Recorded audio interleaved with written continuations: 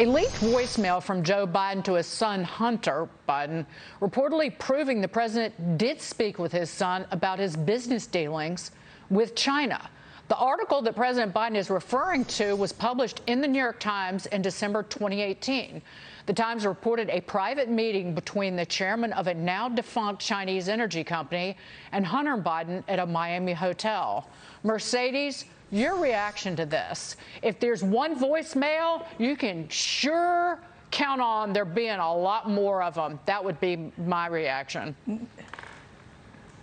Well, no kidding. And I got to say, I'm sure President Biden and Jill Biden are saying, why didn't Hunter Biden delete the voicemails? But this is a laptop. I'm going to say this from hell for Hunter Biden. It's really unraveling certain components of Joe Biden potential involvement in these China dealings. I mean, but let's remember, it was back in 2019 where President Joe Biden, then candidate Joe Biden, said, I have never spoken to Hunter about any overseas business dealings. We've seen, for example, his former White House press secretary Jen Psaki, Ron Klain, the chief of staff, all repeatedly agreeing with Joe Biden, protecting him, saying he has not had these conversations with Hunter Biden. I got to tell you, these voicemails, what we're seeing coming out of the laptop, it's brings up a lot of questions. It puts Joe Biden in a very difficult position. And quite frankly, I'll be curious to see if any other media outlets are going to cover this topic, because we know it's taken a very long time for mainstream media to even focus and admit that there was a Hunter laptop out there to be reviewed.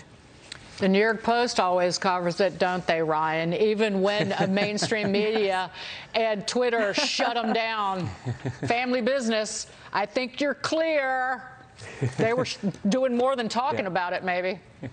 I think the Republicans, this is a gift from the God, this laptop. I mean, this is like every segment I'm on, we get to talk about this laptop. And I would also mention this Chinese tycoon was caught giving bribes to African officials to try to help Iran evade oil sanctions. So these are the kind of people that the Bidens are doing business with. And it's just amazing. They're our biggest adversaries, the Chinese, and also doing business in Eastern Europe.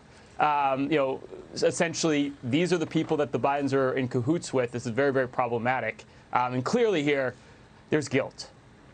As Maria always says, Mercedes, before we go, this is not a Hunter Biden story. It's a Joe Biden story. That's right. And this is a story that Joe Biden doesn't want the media to cover. They always try to keep a distance between the White House and Joe Biden and the son, Hunter Biden. And the White House always answers by saying, look, we don't speak for Hunter Biden. You'll need to, address him personally. So, but Dagan, the reality is that if the House representative, if it flips over to the Republicans, you're going to see some of these investigations come out, and it's going to hone in on Hunter Biden and what Joe Biden knew and if he was involved in these dealings. So this story, it's not going anywhere. It's going to keep growing as more of this information is revealed. Well said, always.